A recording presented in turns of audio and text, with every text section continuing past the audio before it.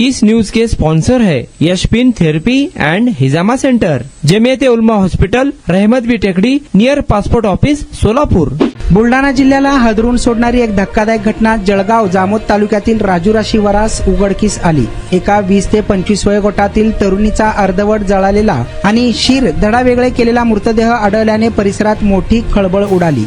या क्रूर कृत्यामुळे संपूर्ण पोलीस दलासमोर मोठे आव्हान उभे ठोकले आहे।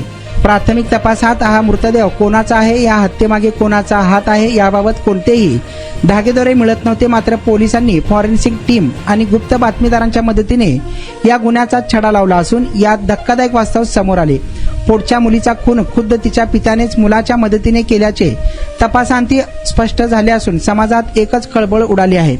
या घटनेचा सविस्तर तपास केला असता असे समोर आले की मृत तरुणीचे नाव शिवानी बापूराम कळमकर असून ती मध्य प्रदेशातील बुरहानपूर जिल्ह्यातील खडकनार येथील रहिवासी होती। शिवानीचा विवाह काही दिवसांपूर्वीच 15 एप्रिल 2026 रोजी पार पडला होता। लग्नानंतर ती सासरी गेली खरी, पण तिच्या चारित्र्याचा संशय घेऊन तिच्या वडिलांनी या हत्येचा कट रचला।